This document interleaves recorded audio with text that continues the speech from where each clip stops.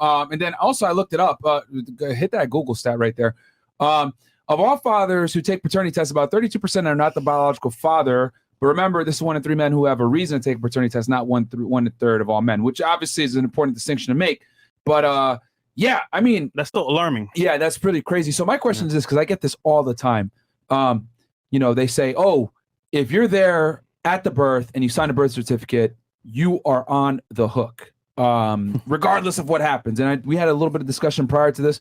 Can you guys kind of explain, is that true? Is some of it true? Are there certain factors that need to be put in place alternatively? I can certainly chime in that say in Florida, so prior to this law being enacted, and still, if your name's on the birth certificate, presumptively you're the father. So presumptively you're on the hook. Yeah.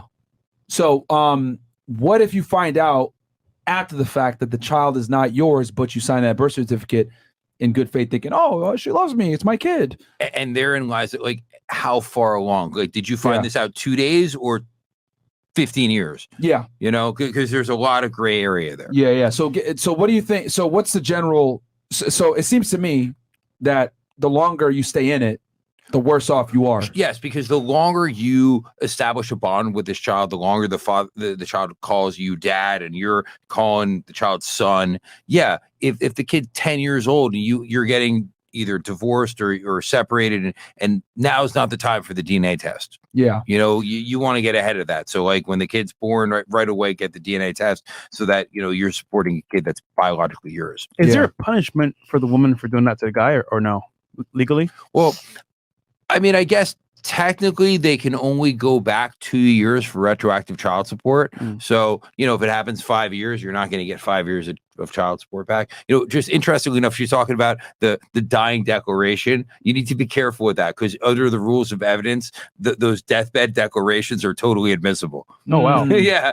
But are there any criminal violations that a woman could face for, I guess, lying to a guy with paternity fraud or anything like that? Not that I can think None, of. right? That is scary. However, I mean, I wonder, right? I wonder if you could sue for damages, however, and try to recuperate some of the money. For example, something that screams at me would be fraud in the inducement. That would be the first cause of action, right? I fraudulently induced you into, spending all this money on us or whatever. And I have not litigated this. So if anybody is interested, I'm happy to use you as a guinea pig and see if it works. I'm sure I'm not the first one to think of this idea. Yeah. And it probably has been litigated. I'm just not familiar with that.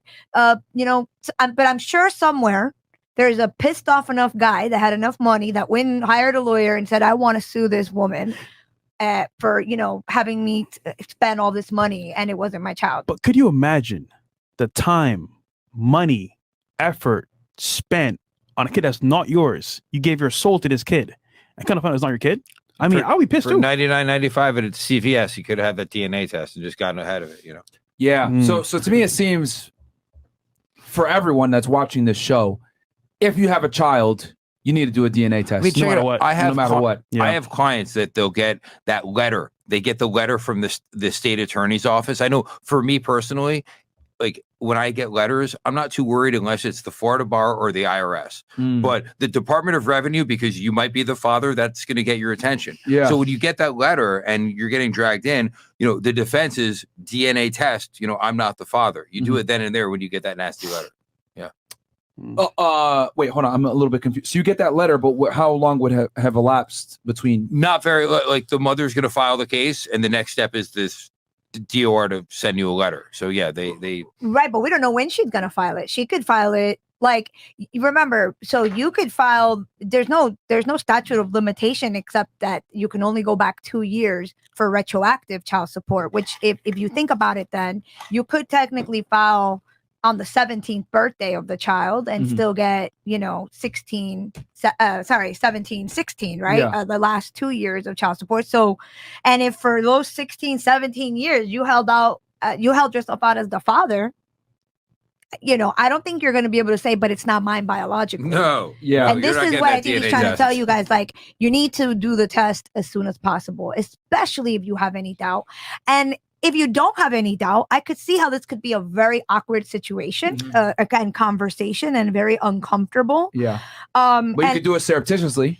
So and you know, she doesn't look, know. I'm not gonna tell you what to do, but like Dan said, there are plenty of home kits and home tests, and my understanding is that it could be as simple as pulling a hair off the kid, Yeah. or swabbing Saliva. their saliva, and then knowing fairly quickly whether this is your child or not. Yeah, because it seems to me like no matter what, you could love this girl, everything is great or whatever it may be, but you need to figure out the paternity immediately, whether you do it secretly without her knowledge to maybe save some face for her, or you do it overtly. Hey, I need to know if this kid is mine, and maybe you're okay with that confrontation. I think regardless, you need to do it, because the longer the relationship goes where you are acting in a father's capacity, the less leverage you have to back out if you do in fact find out that the kid isn't yours, you guys break up or whatever it may be. And it's funny because this That's what ties it into looks your like. rule of thumb for the court, which means, for example, what comes first? The kid's interest. So Best. if you're the father for 10 plus years,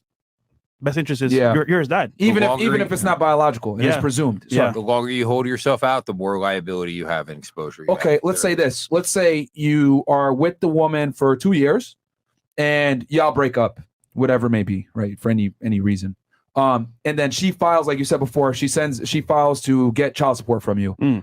And then in that case, you would immediately fight it for saying, I don't think the kid is mine with paternity, right? Right. And that's when you hit that 2-year-old, now all of a sudden you're hitting that gray area, because a 2-year-old child could develop that bond, but it may not be that bond of like the 5 or 6-year-old. But now you're in that gray area, and it's case by case basis. Okay. But point being, you want to get that DNA test. Let's say you left because you thought the kid wasn't yours.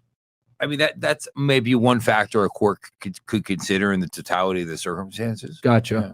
Damn. So it's never definite. Yeah, real talk, like, guys. Like the only way I see around this is you got to do that paternity test From the immediately. very beginning. Immediately. It sucks. But Yeah, that's because what you it can is. still be held liable even if the kid isn't yours down the road. Because Now, legally, we're not giving you this advice. yeah, But you but can take some here. yeah, So swab and figure out yourself, you know? Yeah. God damn. Okay. That's crazy. I hit some of these chats real quick.